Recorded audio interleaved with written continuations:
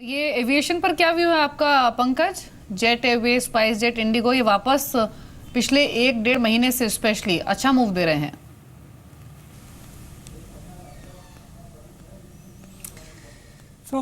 अगर आप एक की वेरिएबल देखें तो पैसेंजर ट्रैफिक ग्रोथ काफ़ी अच्छी रही है एंड आगे जाके अच्छे रहने की उम्मीद भी है। बट आई थिंक एक सबसे बड़ा जो चैलेंज ये आता है कि आपका जो की डिमांड ड्राइवर सिटीज़ हैं, चाहे वो दिल्ली और मुंबई है, वहाँ पे अगर आप देखेंगे एयरपोर्ट का कैपेसिटी नियरली सैचुरेशन लेवल पे जा रहा है, तो कहीं ना कहीं वो एक थोड़ा चिंता का विषय होगा। And plus I think industry अभी प्राइस हाइक नहीं ले रहा है एंड ओवरऑल अगर आप देखेंगे तो जो क्रूड ऑयल का बेनिफिट था वो एक पैन आउट हो चुका है।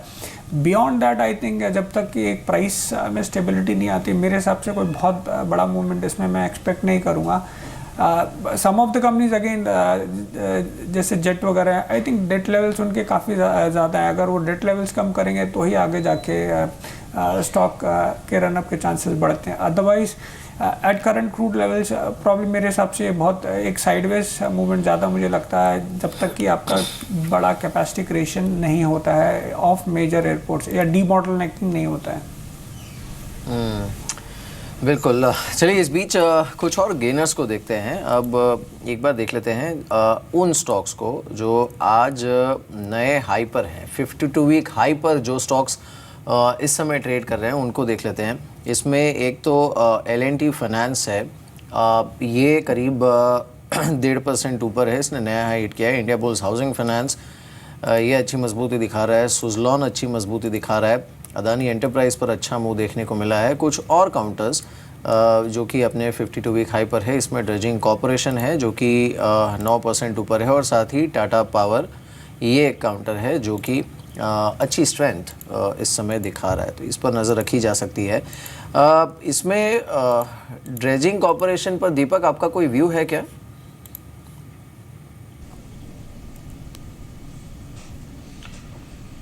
नाउ गवर्नमेंट ने रिसेंटली कहा है कि strategic sale will be a focus area, और देयर वेर रिपोर्ट्स और रूमर्स और expectations that Dredging Corporation could be one of the stocks which could be first off the block. सो इसके कारण ये स्टॉक शायद 40-50% बढ़ गया है over the last 2-3 week. Now this is expectation led rally. Government जिस तरह से पॉलिटिकली स्ट्रांग हो रही है, तो ये भी पॉसिबल है। Strategic sale is not impossible thing. Dredging Corporation as a company so far quite dull रही है। पोटेंशियल बहुत है। रिवर लिंकिंग का प्रोजेक्ट हो या दूसरे सी के ड्रेजिंग प्रोजेक्ट्स हो, तो पोटेंशियल बहुत ज़्यादा है। लेकिन बीइंग अ PSU उनका पोटेंशियल अभी तक रियलाइज नहीं हुआ है। तो अगर ये बात सही निकलती है स्ट्रेटेजिक सेल की, तो शायद यहाँ से भी अपसाइड है। बट एक 40-50% का मूव हो चुका है।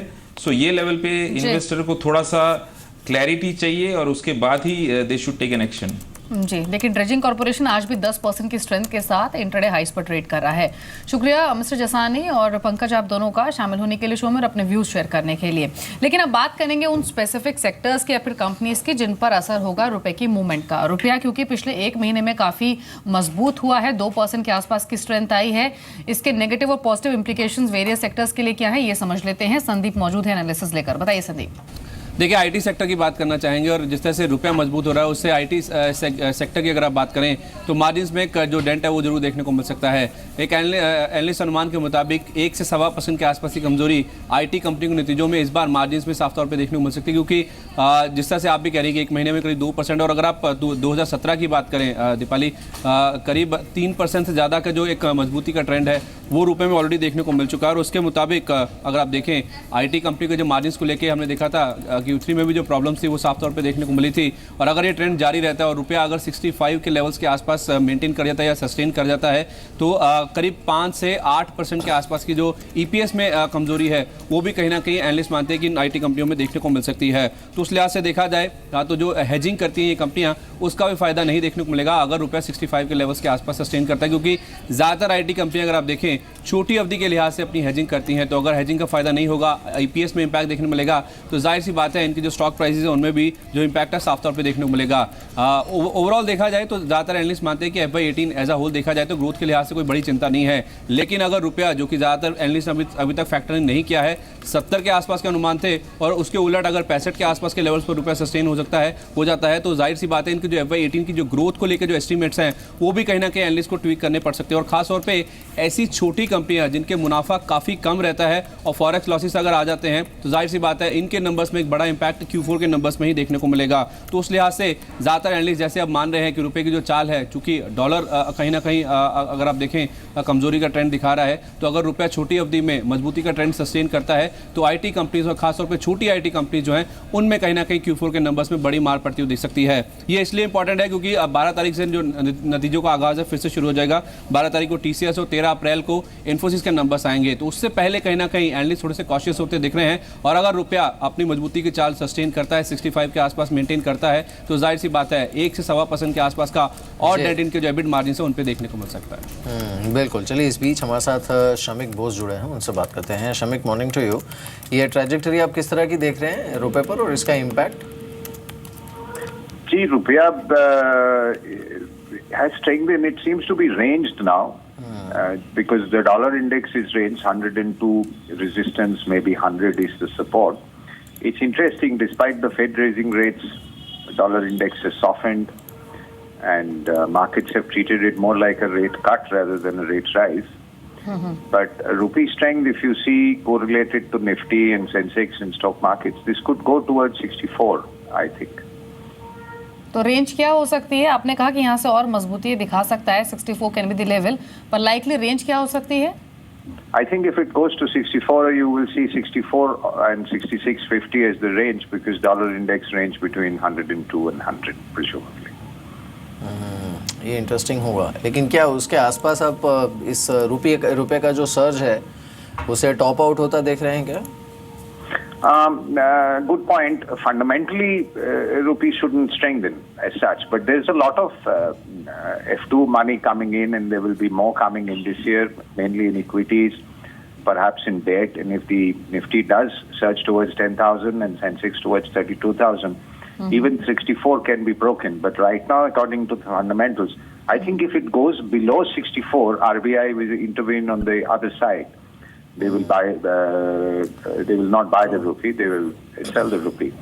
And similarly, if rupee weakens too much beyond 66.50 or 67, they'll probably sell dollars. But there's a lot of dollars coming in, expected to come in because of F2 investments into India, and that should automatically strengthen the rupee. But in terms of exports, imports, current account, the fundamentals are not in favor of strengthening more than that. All right. चलिए शुक्रिया शमिक हमारे साथ इस बातचीत में शामिल होने के लिए। Thanks for joining us. अब म्यूज़िक ब्रॉडकास्ट इंडिया की लिस्टिंग होने वाली है। 413 के आसपास इंडिकेटिव प्राइस NSE पर था, 420 के आसपास BSE पर, लेकिन उससे पहले इनफैक्ट लिस्टिंग होने की तैयारी में इस समय आप देख रहे हैं सीधा स्क्रीन पर अच्छा सब्सक्रिप्शन देखने को मिला था और 25-26% का gain is not a bad deal, ख़ासकर इस तरह के मार्केट में। लेकिन ये फॉलो बाइंग अब देखने को मिलेगी यहाँ पर, अब ये देखना होगा, बिकॉज अगर ये होती है तो एटलीस्ट एक फ्लोर क्रिएट हो जाएगा।